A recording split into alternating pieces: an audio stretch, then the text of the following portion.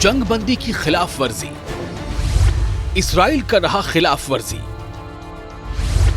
गजा पर मुसलसल हमले कर रहा है इसराइल, हमास का बहाना गजा है निशाना। इसराइल दुनिया की आंखों में धूल झोंक रहा है। जंग बंदी की आड़ में गजा पर लगातार कर रहा है हमले। कहीं इसराइली फौजी, कहीं हवाई हमले तो कहीं सेहोनी आबादकार कर रहे हैं गजा पर हमले। दोस्तों, काबिज इसराइली फौज मुसलसल तीसरे माह भी सीज फायर मुआहिदे की खुली खिलाफ वर्जी कर रही है। आपको पता है कि तकरीबन 3 माह हो चुके हैं और सीज फायर लागू है, जो मिस्र के शर्म शेख में एक अकॉर्ड तय हुआ था, गजा मुआहिदा डिक्लेरेशन तय हुआ था, लेकिन उसके लागू होने के बावजूद लगातार सीज फायर का उल्लंघन हो रहा है और इसराइल, उसके फौजी, जहां वो मुनज़्ज़म अंदाज में धमाकों, तबाही, बेघर फ़लस्तीनियों को निशाना बनाने, फौजी गाड़ियों और जंगी कश्तियों से फायरिंग के जरिए गजा भर में दहशत फैला रही है। ये इसराइली फौजी कारस्तानी है। काबिज इसराइली जंगी तैयारों ने गजा शहर के जुनूब मशरिक़ में वाक़ महला ज़ैतून पर शदीद फ़ज़ाई हमले किए, यानी एयर स्ट्राइक किया। जो इसराइली फाइटर जेट से वो एयर स्ट्राइक भी कर रहे हैं और दुनिया को क्या पता है कि इस वक्त वहाँ सीज़ फायर लागू है, जंग बंदी है, लेकिन इस दौरान भी इसराइली फायर जेट्स जो हैं वो जेट प्लेन्स वहाँ पर लगातार बमबारी कर रहे हैं। यहाँ तक कि जो इसराइली बहरी फ़ौज है वो भी जंगी कश्तियों से गोले बरसा रही है और जा बजा जो इसराइली ज़मीनी फ़ौज है वो भी फ़लस्तीनियों पर हमले कर रहे हैं, जिसके नतीजे में पूरा इलाका धमाकों से लरसता रहता है। शुमाली गजा में काबिज फौज ने जबालिया कैंप के इलाके अबू जैतून में रिहायशी इमारतों को बड़े पैमाने पर बारूदी धमाकों से उड़ा दिया, जो फ़लस्तीनी घरों और आबादी को नेस्त नाबूद करने की जारी सेहोनी मुहिम का तसलसल है। यानी इसमें एक तरह की कॉन्टिन्यूटी है कि किस तरह से गजा के लोगों को, फ़लस्तीन के लोगों को धीरे धीरे उनको अपने ही इलाके से उनको हटा दिया जाए, उनके घरों को मिसमार कर दिया जाए, उनकी आबादी को दूर धकेल दिया जाए। इन धमाकों के नतीजे में निशाना बनाई गई इमारतें मुकम्मल तौर पर तबाह हो गई, शदीद माली नुकसान हुआ और इलाके में मौजूद शहरियों और बेघर फ़लस्तीनियों में खौफ व हिरास फैल गया है। जबकि मुसलसल धमाकों और फौजी कार्रवाइयों ने हालात को मज़ीद संगीन बना दिया है। दुनिया को यही पता है कि सीज़ फायर लागू है। दुनिया को ये पता है कि अमेरिका जो है वो वेनेजुएला के सदर को उसने किडनैप कर लिया है। दुनिया को ये पता है कि ईरान में अंदरूनी हालात जो है लगातार अबतर होते जा रहे हैं। लेकिन इसराइल इन सब की आड़ में क्या कर रहा है? इसराइल वो कर रहा है जो उसकी अपनी मंशा है और अरब ममालिक कहीं ना कहीं अपनी आंखें मूंदे हुए हैं। जितने अरब ममालिक हैं या इस्लामिक मुल्क हैं वो खुद अपनी आंखों में धूल झोंक रहे हैं, ऐसा लगता है। इसी दौरान काबिज इसराइली फ़ौज ने शुमाली गजा में शेख जायद चौक के अतराफ बारूदी गाड़ियों को धमाकों से उड़ा दिया, जिनकी गूंज पूरे गजा में सुनाई दी और इलाके में शदीद खौफ की फ़ज़ा कायम हो गई है। ये धमाके गजा में बाकी मानदा घरों की मुनज़्ज़म तबाही और बड़े पैमाने पर मिसमारी की सेहोनी पॉलिसी का हिस्सा हैं। यानी इसराइलियों की जो भी मकानात हैं, जो घर हैं, जो इमारतें हैं, उन्हें तहोबाला कर देना, उन्हें नेस्त नाबूद कर देना, उन्हें बिल्कुल जड़ से ख़त्म कर देना, ताकि जो इसराइली आबादी वो रहने को उसकी जगह ही ना मिले, वो मजबूरन वहाँ से दूसरे इलाकों में चली जाए। ख़ास तौर से मशरक़ी इलाकों में, यानी मशरक़ी यानी पूर्वी इलाकों में, जहाँ घरों को बेमिसाल रफ्तार से ज़मीन बोस किया जा रहा है। थोड़ी देर के लिए आप सोचें कि आपका घर है, आपका मोहल्ला है, आपकी आबादी है और वहाँ पर बमबारी भी हो और फिर घरों को बुलडोज़ कर दिया जाए, आप क्या करेंगे? दूसरी जानिब गजा के अवाम की मुश्किलात उस वक्त मज़ीद बढ़ गई है जब एक शदीद मौसमी निज़ाम ने इलाके को अपनी लपेट में ले लिया है। जितने भी ज़राए हैं, ज़राए अबलाग के ज़रिए से जो रिपोर्ट्स आ रही हैं, मीडिया की जो ख़बरें हैं, रिपोर्ट्स हैं, उसके मुताबिक शदीद बारिशों और तेज़ आंधियों की बाइस सैकड़ों खेमे मुतासिर हुए हैं, जिनमें खान यूनुस शहर में बेघर फ़लस्तीनियों के खेमे उखड़ गए, जबकि इसी नौइयत के नुकसानात गजा के दीगर इलाकों में भी रिपोर्ट हुए हैं।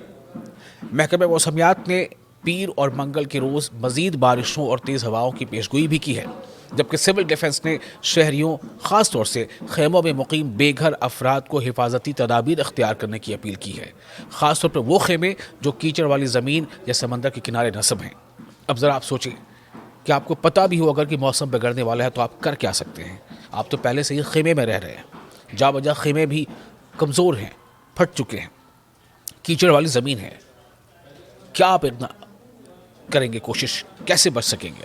और इन हालात में अगर आसमान से बम बरसाए जाए, इन हालात में अगर जंगी कश्तियों से इसराइली फ़ौजी बम बरसाएं ان حالات میں اگر ٹینکوں سے بم برسائے جائیں تو کیا حالات بنیں گے؟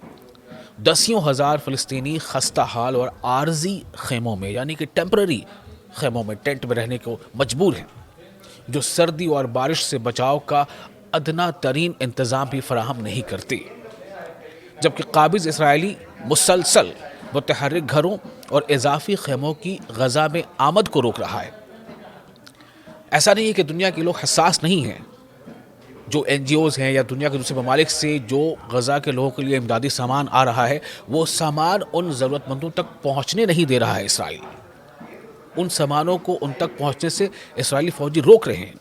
اس کے ساتھ ساتھ بمباری اور فضائی حملے روزانہ کی بنیاد پر شہادتوں اور زخمیوں کا سبب بن رہے ہیں، یعنی پہلے جنگ سے سیدھے طور پر مارنا، بمباری کر کے مارنا، میزائلوں سے مارنا، اس کے بعد آپ نے یاد ہوگا کہ کس طرح سے وہاں پر اسٹارویشن، یہاں تک کہ یو این کی ایجنسیز بھی کہہ رہی تھی کہ اسرائیل جو ہے بھوکے رہنے کو ایک ویپن کی طرح استعمال کر رہا ہے۔ اسٹارویشن کو اسرائیل نے ویپنائز کر دیا ہے، اور اب موسم کی سختی کو اسرائیل ویپنائز کر رہا ہے۔ اسرائیل موسم سے جوجھنے، موسم کے اثر کو کم کرنے کے جو ساز و سامان ہیں وہ غزہ کے لوگوں تک پہنچنے سے روک رہا ہے۔ سیاسی سطح پر غزہ سے متعلق انتظامات کے دوسرے مرحلے پر مشاورت جاری ہے، جہاں جلد ہی نام نہاد ڈونلڈ ٹرمپ کونسل برائے امن غزہ کے قیام کا اعلان متوقع ہے۔ غزہ کا امن، ایسی سوچ اور اس طرح کی باتیں ہو رہی ہیں چرچا میں کہ سیز فائر کا جو فیز 2 ہے وہ نافذ ہوگا، جسے غزہ کے عبوری نظم و نسق کے حصے کے طور پر پیش کیا جا رہا ہے۔ اسی تناظر میں ہفتے کی شام اسلامی تحریک مزاحمت حماس کی اعلیٰ قیادت کا ایک وفد مصری دارالحکومت قاہرہ پہنچا تاکہ سیز فائر معاہدے کے دوسرے مرحلے پر نئی مشاورت کا آغاز کیا جا سکے۔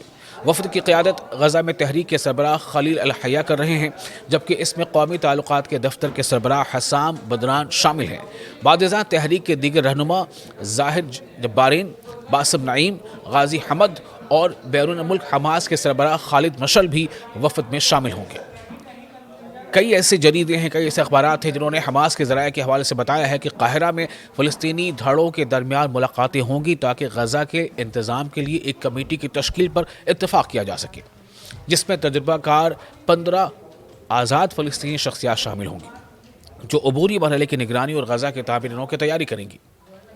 رپورٹس کے مطابق ایک مصری ذریعہ نے بتایا ہے کہ حماس کا وفد اتوار کو مصری جنرل انٹیلیجنس کے سربراہ میجر جنرل حسن رشاد سے ملاقات کرے گا، یعنی کہ اب سے کچھ گھنٹوں کے بعد ملاقات ہو سکتی ہے یا ہو چکی ہوگی، تاکہ غزہ کی تازہ صورتحال پر تبادلہ خیال کیا جا سکے۔